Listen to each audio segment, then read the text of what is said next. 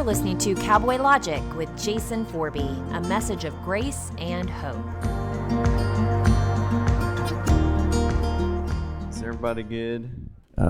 If you guys been around here, like we've talked about it several times about the power of forgiveness, right? Forgiveness is a big deal. Jesus talked about forgiveness a bunch, and forgiveness being not for the one that needs forgiven, but for your own self, right? And so somebody might not even know that they've offended you to even know that they need forgiveness. But so the point of forgiveness is not for them necessarily, but for you not to be carrying it around. It's going to harm you, right? And so we took that on further to say whether somebody's actually guilty or not.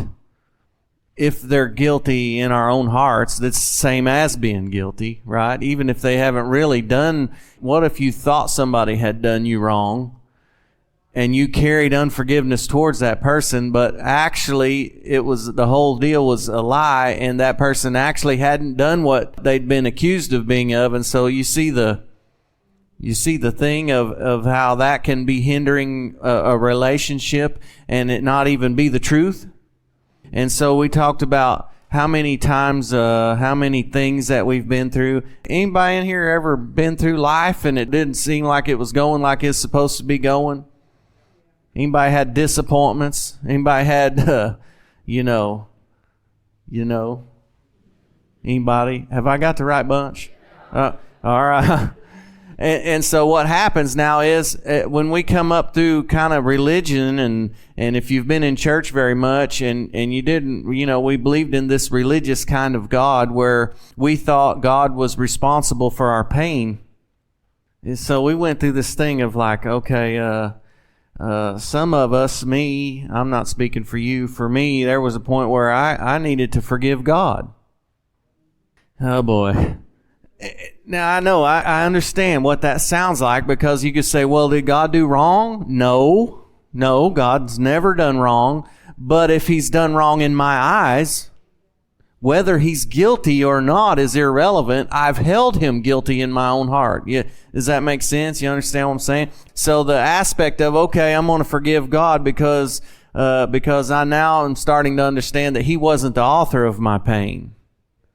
The liar accused God and tried to convince me that God was to blame. And so for some reason, we always need somebody to blame. And so God's took the blame for a lot of heartache and a lot of trouble and a lot of pain and a lot of things we've been through. And if we don't realize that thing, you can still come to church. You can still raise your hand. You can still have a Christian ringtone on your phone, but still have a little bit of something like, I believe in you, all that, but there could still be a little, and I kind of was narrowing it down, and I'm just sorting this out myself, so if this doesn't make any sense, you can at least say the music was good. And so I think I'm on to something because there's songs like talking about trust, and I was thinking about the word this morning, trust. It's an interesting thing. It's like when we were coming up in religious and church, it's like you guys have experienced this where we just say, oh, you better trust God, right? You got to trust God. You bet. It's almost like it was something that I needed to come up with, something that I needed to figure out how to do and work at. But here's the thing I hear this question all the time. Yeah, okay, somebody could say something about forgiveness. Yeah, I forgive and I choose to forgive, but what happens is when the pain's been for real, it's like, okay, I forgive, yeah, but does that mean I have to trust that person again? Come on. I'm on to something. It's this trust deal. So I'm thinking about, how do I trust? Is it something that I got to do and I got to come up with religiously and work at it or whatever? No, I think I just got another prayer for us. All right. I got another prayer for us, something that we want God to do in us and need God to do in us. All right. So we're just going to talk about this thing a little bit. I'm going to read Psalm 118. I don't do this very often, really. I'm just going to read the whole thing. It's so good. Psalm 118. This is the Passion Translation, all right? Psalm 118, the Passion Translation. It's all so good, I'm just going to read the whole thing. Is that all right with everybody? All right, here we go. Keep on giving your thanks to God, for He is good. Keep on giving your thanks to God, for He is good. His constant, tender love lasts forever. Let all His princely people sing, His constant, tender love lasts forever. Let all His holy priests sing, His constant, tender love lasts forever. Let all His lovers who bow low before Him sing, His constant, tender love lasts forever. Out of my deep anguish and pain I prayed, and God, you helped me as a father. You came to my rescue and broke open the way into a beautiful and broad place. Now I know. Everybody say, now I know. Not earlier, but now. I didn't always know, but now I know. Now I know, Lord, that you are for me. Now I know that you are for me. I didn't always know. Now I know, Lord, that you are for me, and I will never fear what man can do to me, for you stand beside me as my hero who rescues me. I've seen with my own eyes the defeat of my enemies. I've triumphed over them all. Here's where I want. Verse 8, Lord, it is so much better to trust in you to save me than to put my confidence in someone else. Yes, it is so much better to trust in the Lord to save me than to put my confidence in celebrities. Once I was hemmed in and surrounded by those who don't love you, but by Yahweh's supernatural power, I overcame them all. Yahweh is God. Yes, they surrounded me like a swarm of killer bees swirling around me. I was trapped like one trapped by a raging fire. I was surrounded with no way out and at the point of collapse. But by Yahweh's supernatural power, I overcame them all. They pushed me right up to the edge and I was ready to fall. But you helped me to triumph, and together we overcame them all. Lord, you are my true strength and my glory song, my champion, my Savior. The joyful songs I now sing will be sung again in the hearts and homes of all your devoted lovers. My loud shouts of victory will echo throughout the land, for Yahweh's right hand conquers valiantly. The right hand of Yahweh exalts. The right hand of Yahweh will never fail. You will not let them kill me, but I will live to tell the world what the Lord has done for me. Yes, the Lord punished me as I deserved, but He'll never give me over to death. Swing wide, you gates of righteousness, and let me pass through, and I will enter into God's presence to worship Him only. I have found the gateway to God, the pathway to His presence for all His devoted lovers. I will offer all my loving praise to you, and I thank you so much for answering my prayer and bringing me salvation. The very stone the masons rejected as flawed has turned out to be the most important capstone of the arch, holding up the very house of God. The Lord Himself is the one who has done this. The Lord Himself is the one who has done this. And it's so amazing, so marvelous to see. This is the very day of the Lord that brings gladness and joy, filling our hearts with glee. Oh God, please come and save us again. Bring us your breakthrough victory. Blessed is the one who comes to us, the sent one of the Lord. And from within the temple we cry, we bless you. For the Lord our God has brought us His glory light. I offer Him my life and joyous sacrifice. Tied tightly to your altar, I will bring you praise. For you are the God of my life, and I lift you high, exalting you to the highest place. So let's keep on giving our thanks to God, for He is good. His constant, tender love lasts forever. All right, now I know that you have always been for me. I didn't always know. I thought you were the author of my pain. I believed the lie that you were the one causing me to go through. The liar was accusing you, right? Everybody? And so then now that I know that you're for me, I can look back and understand that God was not the author of all the pain that I'd been through. Oh, I'm supposed to believe in Him, and my goodness, I need Him to not go to hell, but how am I supposed to trust this guy? Because, one minute He says He loves me, the next minute He's breaking my leg or giving me cancer. Oh, but I'm supposed to trust this guy. Now I know. So now, then He goes on to say, it's better to trust you And so I'm thinking about this thing of how do I overcome? How do I get to the place where, okay, yeah, maybe I can forgive because I need to see that that's the way it's supposed to be and I don't need to harbor stuff. But to move from just forgiveness on over into, okay, I can see clearly now, so you need to do something so that this thing can come off of me so that I can actually trust as a byproduct of who you are, not a religious work that I can come up with. Be a good prayer, huh? Because trust is a powerful thing. I think when two people can move into a deal where they have absolute trust in one another, is a power that's released in that thing that I don't know if we've ever even really experienced to the fullness. One time, there was a little short season of my life for like 6 years where I thought it might be a good idea to try one of these deals called a job. Yeah, I did. I tried it. You know, they said it was good and all that, but I tried it 6 years. So I had this job where if I had to have a job, it would be the one that I want to have. I just don't want one. Right? But I worked for a university, and we worked on a research farm, and we had like a whole bunch of cows and a whole bunch of land, and so we it was our job to take care of these cows and do research and all that good stuff, you know. And so I enjoyed the work. It was good. You know, the thing about a job, I think what makes a job a tough deal is there's people there. Anybody ever worked with people? It can be an interesting deal, huh? There's all kinds. And every once in a while you just run onto somebody that's you just cut from the same cloth. So part of our job was, certain time of year, like in the fall, all our cows would start having calves. And so because it was a research deal, you had to go every single day. Like me and my partner, Joe, my buddy, my cowboy partner, we've just been together our whole lives. And it's just one of them guys. We're just rock solid no matter what. And so me and Joe, we liked calving, and nobody else really liked calving. It was just work. And so it seemed like something about a job. There's a lot of people around a job that don't really want to work.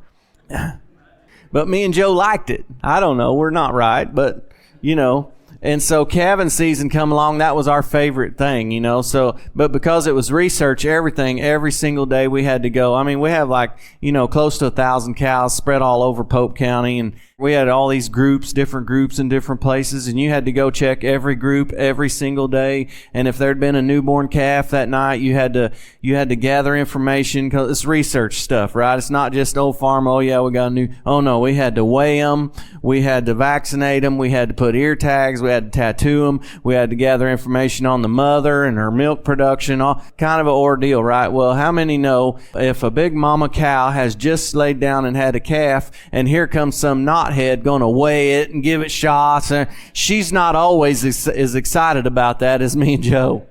Sometimes she don't like it at all, and every once in a while there'll be one that says, hey, I ain't having this and you're not. And so it's like they'll get after you. You know what I'm saying? It's like, you ever been chased by a mad mama cow? It's exciting. So what happens is me and Joe, we're partners, and we'd go different ways. We'd try to cover the whole thing in one day, and every once in a while there'd be one that's going to give you some trouble, and you got to get this information, but she ain't allowing you to get the information, so you need a little help, So I could call Joe, or Joe could call me, and we'd come running. Joe was cowboy now. I mean, Joe it's like there's just something, not everybody has this maybe, I don't know, but if there was a mama cow after me and I had to gather all this information on the baby calf, if Joe was there, Joe would do whatever it took. He would get run over himself. He would get mauled. He would do everything in his power to keep me from being the one, and vice versa. I would do the same. So it's like there's this thing where I could be down in the weeds working on this baby calf, and there's a mean mama cow all around me trying to get on me. I could do my work because I trusted Joe. I knew Joe would do everything in his power.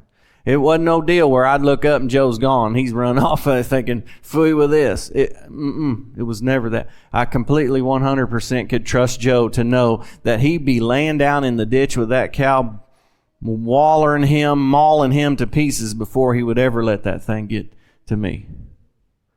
I think that might be rare, but that's trust. And we had that between us. And so there was something unspoken and something just powerful and something that just didn't even have to be said or talked about to know that he trusted me and I trusted him. And that didn't mean we always come out of it without a scuff or something, but you know what I'm saying. And so I was learning, like, this is what trust is, to know that I can count on somebody, to know that they're going to be there and do their best no matter what. Like, man, that's probably more rare than I wish it would be. You guys know what I'm saying? And so I'm thinking, man, this is going to be a really good year. This 2026 is going to be big. We're going to see more stuff. It's going to be so good, and we're going to go to more levels, and we're going to see more and more and more. And it's like, I was thinking this morning, what do we need still? What do we want to see? What do you say we still need to see, right? This is just what I heard, and I haven't even had time to even sort this out yet, but it's like, take our trust. There's a key in this thing of how can I trust someone when I really feel like they've let me down? Oh, I could come up with some religiousness and say I trust God and all this, and I'm not talking about that. I'm talking about for real. How do I trust God when there's been times the cow got me? There's been times I've been hurt. There have been times it didn't go like I think it ought to go. You can say, well, okay, maybe God didn't cause that pain, but he allowed it. Come on. If you're going to say he allowed it, you might as well say he was responsible for it.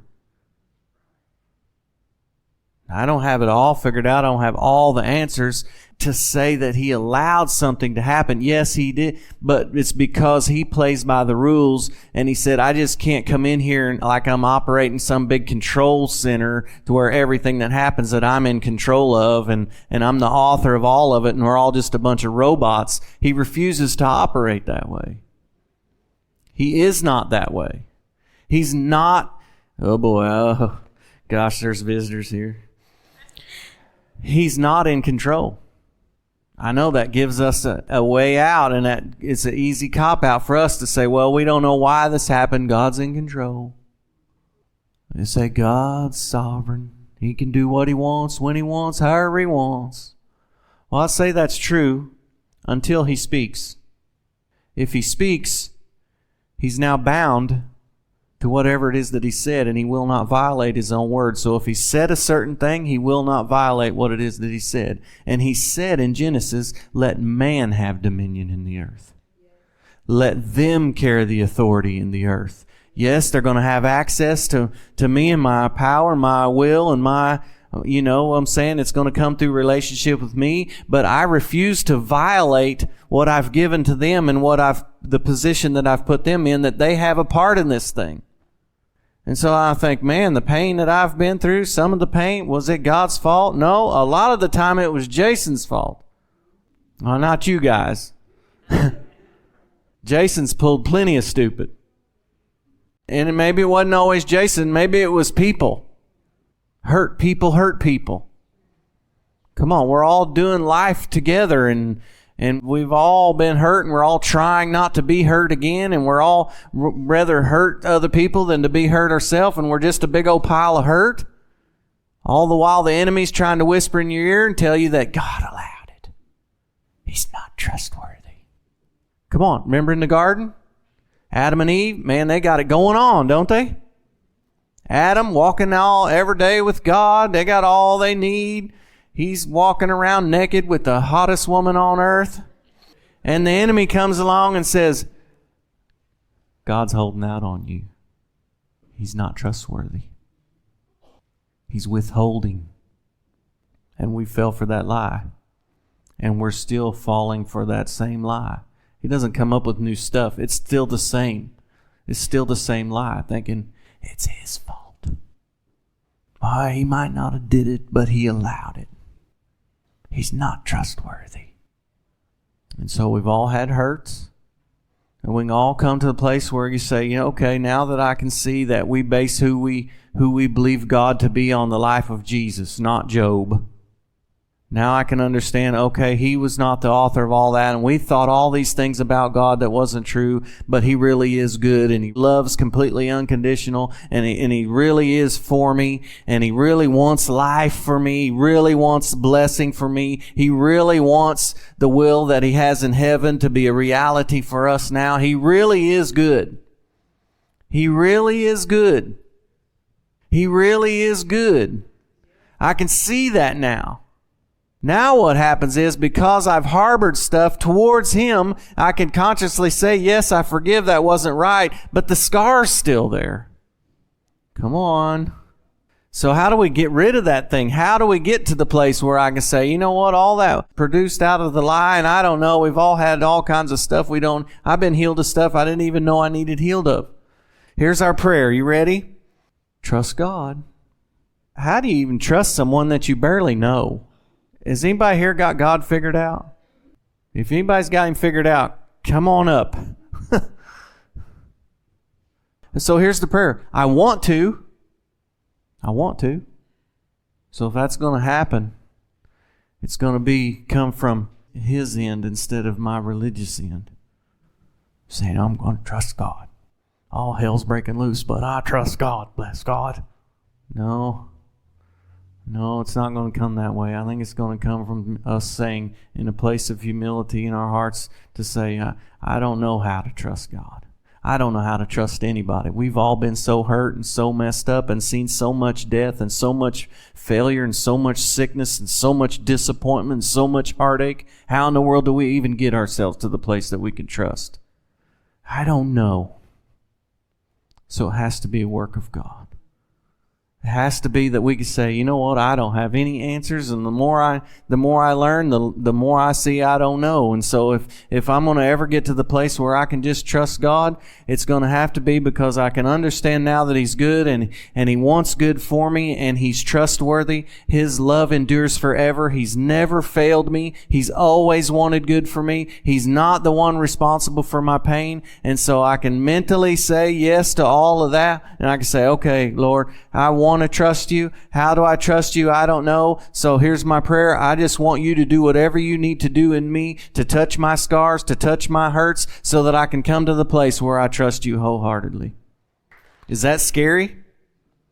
Sure. I think there's some risk involved to say, you know what? I believe so many lies. I've had so many wrong impressions and wrong ideas about who God is, that I'm just laying it all on the table. I'm willing to look over everything that I've ever thought and say, I want you to establish in me, David would say it like this, establish in me a clean heart. What is he saying? We think so much about seeing all this stuff. We think, he's trying to come on, give me a fresh perspective. Come on, give me a clear view of who you really are and how you really are and how you really feel about us. Because in that place, I get to live life with God. I get to spend the rest of my days discovering who he is and what he's really like. And so I just yield myself to that. I just say, you know what? I don't know if I know anything. Do whatever you want to do. Even that is some kind of level of trust. But let's be honest. Has what we've been doing and experiencing working very well? I just have suspicion that there's more.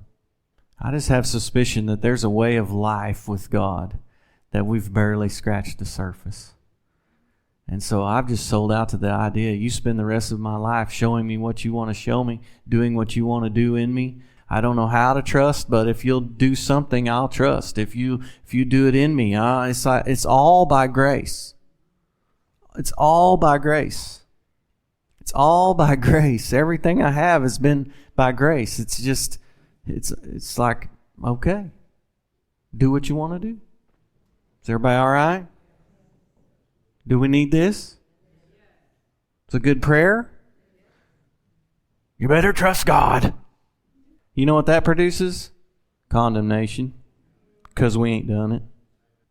I think the better message would be, man, I've got hurts and I've got scars and I've believed a lot of lies and I've got wrong opinions of who you are. And I can acknowledge that. I can see that I want to trust you, but I don't know how, so I'm going to put it on you. that you do whatever you need to do. You show me your true nature. You show me who you really are. And somehow in that journey, my heart will be healed and I can start to trust again. Please follow and share this message. And for more information, visit srcowboychurch.com.